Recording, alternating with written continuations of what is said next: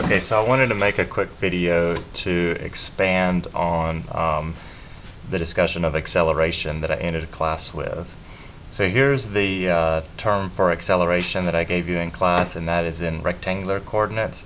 So again, we have the local acceleration and what I described to you guys as the convective acceleration. So each one of these v's right here, you have to count for the x, the y, and the z direction. So each one of those, the total acceleration is all three of these equations for each one of those directions of acceleration, the x, y, and z. And so you see that we just put, basically it's just going to be the subscript x for each one of these v's, y, and z to describe the total acceleration of the fluid in the three different dimensions. So this is for rectangular coordinates. For looking at cylindrical coordinates, the generalized equation for acceleration is going to look like this, where again you have your local acceleration and your convective acceleration. So these are in the direction, x is the axial direction down the cylinder, r is the radial direction, and theta is going to be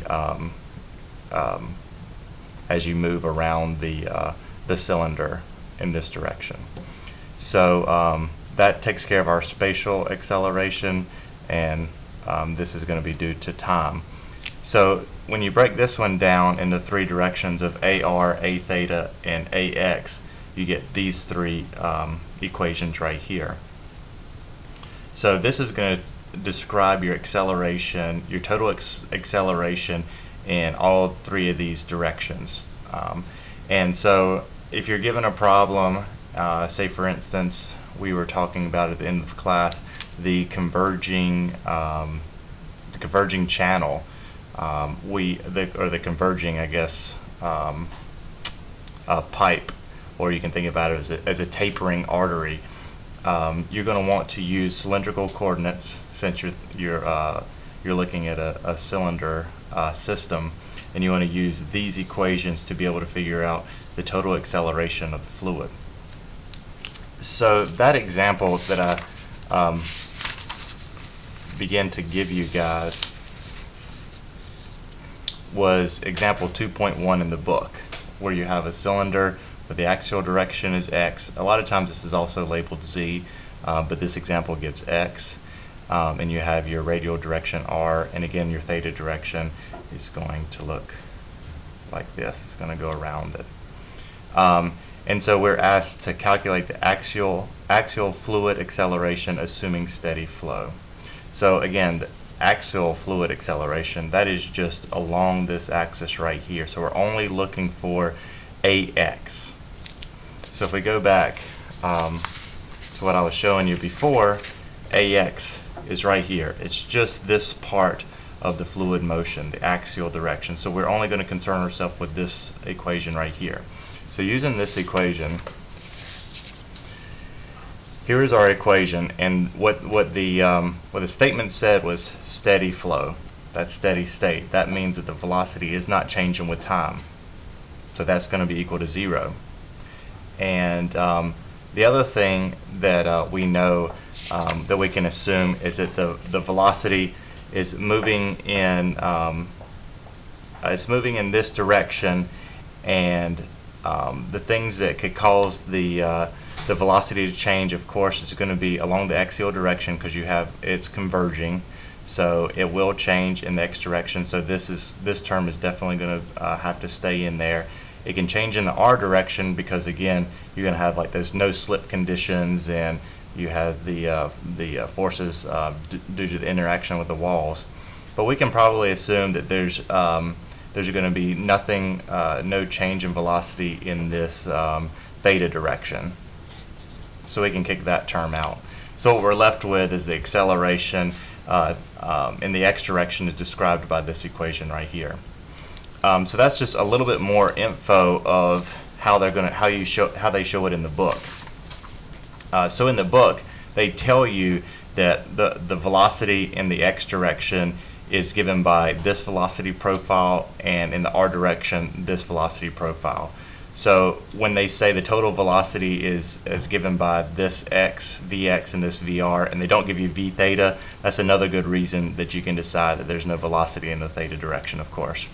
And so, this is what they show you in the book of your acceleration in the x direction, and they don't go through all three of those equations. They just go ahead and break down the x direction and show that this is it right here. So I just gave you a little bit more background on how they got this equation. So now that you have this equation, and you know what Vx is, and you know what Vr is, you got to figure out what these two are.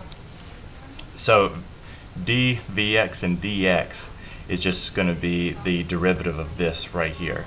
So they took the derivative in terms of x, and you can get this as your derivative.